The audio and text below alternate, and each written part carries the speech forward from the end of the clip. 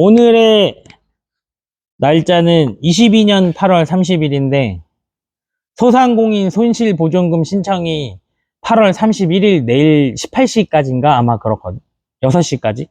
근데 나 같은 경우에는 이거 편집 안 하고 바로 올릴 거라서 소상공인 손실보전금을 부지급 판정받아서 못 받았는데 나 같은 경우엔 간이사업자란 말이야.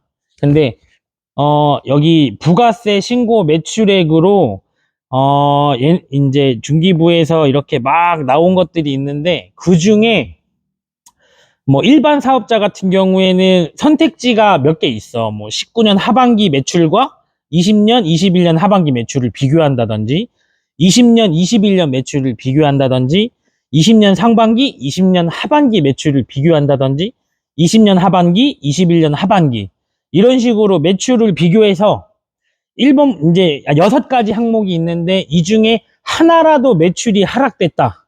그러면 그거를 자료로 제출할 수 있으면 그걸 근거 자료로 확인을 해서 이제 손실보전금을 지원하거든.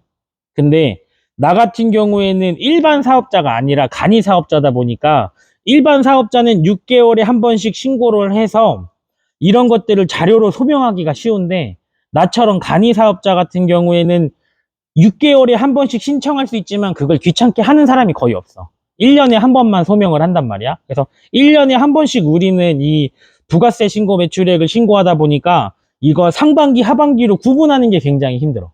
근데 나도 그래서 그냥 19년도 상반기, 뭐 20년도 하반기 뭐 이런 식으로 따졌을 때 매출이 하락이 아니고 상승이기 때문에 맨 처음에는 부지급 판정을 받았거든. 근데 나도 인터넷 많이 찾아보고 하다 보니까 나 같은 경우에 사람이 있을지 몰라서 그냥 올려는 두대 뭐 누가 보나 싶겠지만 만약에 간이 사업자인데 손실보전금 부지급 판정을 받았다. 근데 신용카드 여기 보면 신용카드 판매 결제 대행 매출 자료 조회라고 있어.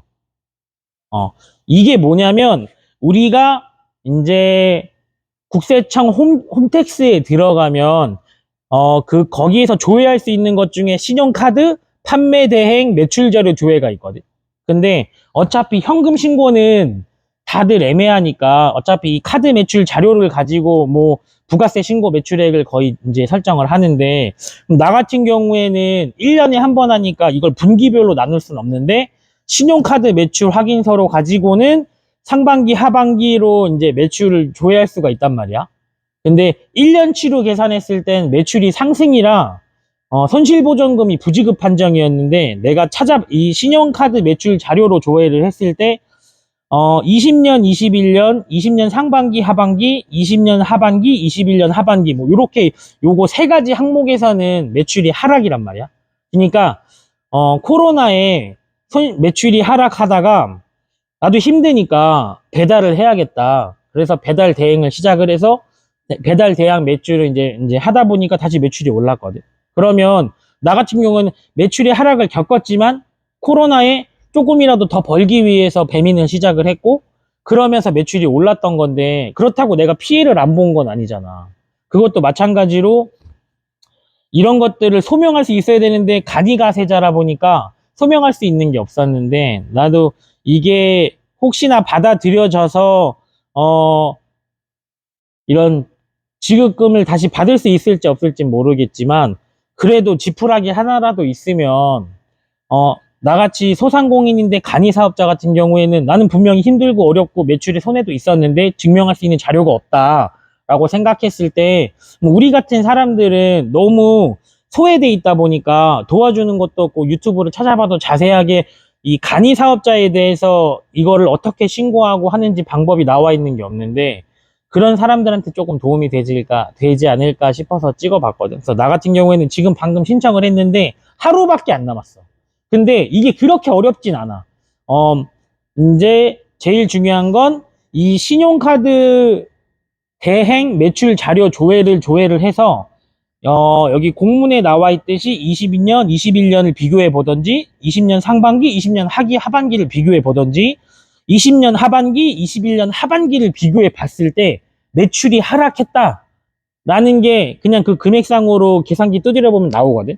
그랬다고 하면 나는 이거를 이제 이 자료가 사실 이제 복사를 해서 이제 뭐 출력을 해서 이제 여기다가 이제 이 사이트에 들어가서 올릴 때 그 사진 파일이 아니고 한글 파일 들어가서 PDF 파일로 저장을 한 다음에 올리면 사진이 몇 장 겹쳐져도 상관이 없거든.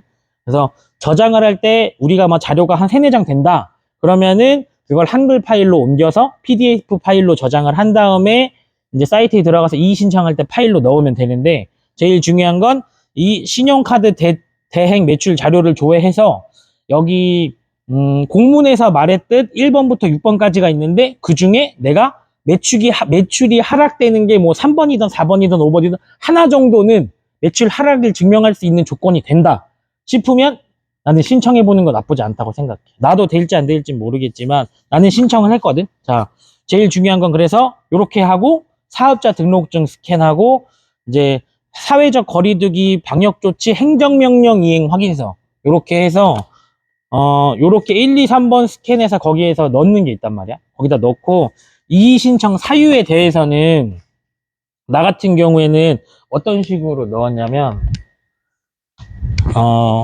거기 이의 신청 사유란이 있단 말이야. 이의 신청 사유란에 나도 이거 유튜브 보고 여기저기 뒤져보고 쓰는 건데 1번 부지급 사유를 적어. 부지급 사유를 적고 나 같은 경우엔 매출의 규모건 미충족이었거든. 그래서 2번은 이제 그 미충적인 요건을 자 2번이라고 하고 매출의 감소를 증명할 수 있는 자료를 소명하겠다. 언제 뭐 나 같은 경우엔 20년 상반기, 20년 하반기, 20년 하반기, 21년 하반기 이렇게 해서 이 두 가지 항목으로 봤을 때는 매출이 하락이다. 이런 자료를 제출하겠다 하고 이의 신청 사유란에 썼고, 자 3번을 이제 이거는 그 이의 신청 사유란에 내가 1번, 2번, 3번으로 쓴 거야 그냥. 그래서 3번은 이의 신청 사유. 지난 손실금 보전 신청할 때 수정된 이제 세무신고가 제대로 이루어지지 않아서 다시 제출한다, 서류를. 그래야, 신고가 제대로 되지 않아서 서류를 다시 제출하는구나, 라고 판단할 거 아니야?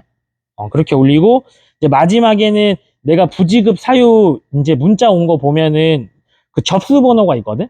그래서 이거는 인터넷에 이렇게 하라고 써 있더라고. 접수 번호를 쓰고, 정보공지법에 의거하여 부지급 처리된 정확한 이유와 근거로 적용된 데이터를 정보공개 요청을 하겠다. 그러니까 내가 이걸 가지고 왜 부지급이 됐는지 정확한 사유를 알려달라. 이건 국민의 알 권리이기 때문에 이의 신청 자료에 쓰면 좋다라고 하더라고.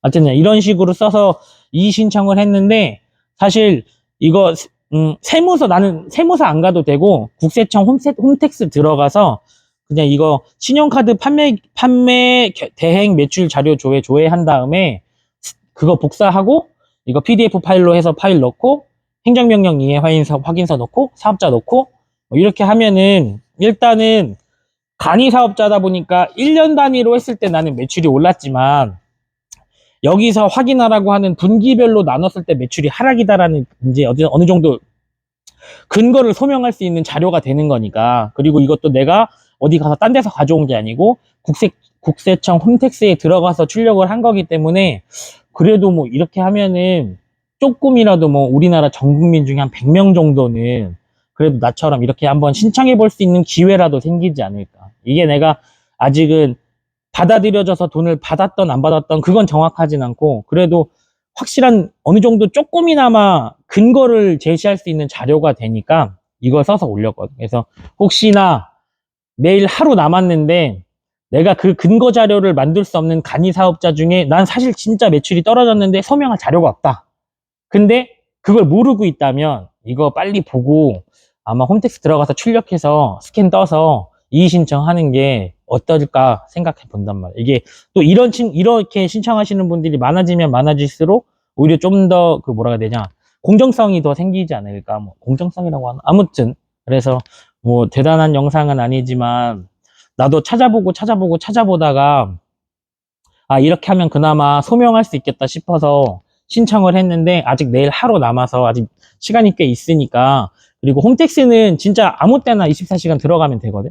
그러니까 빨리 들어가서 확인해보고 내 매출이 떨어졌었네. 그러면은 빠르게 신청하는 게 좋을 것 같아.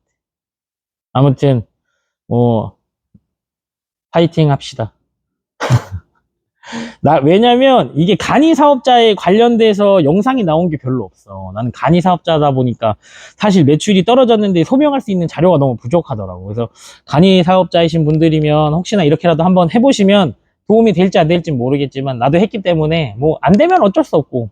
근데 그래도 이걸로 조금이나마 도움 받으면 서로 좋은 거잖아. 그래서 나는 제가 이렇게 해봤는데 이 인터넷 뒤져도 잘 안 나오더라고. 간이 사업자에 대해서 손실보전금 이의 신청 간이 사업자에 대한 게 별로 없다 보니까 아무튼 찍어봤습니다. 아무튼 아무쪼록 많은 도움이 됐으면 좋겠고 뭐 저도 받을지 안 받을지 모르지만 아무튼 하루 남았으니까 소상공인 여러분 힘내세요.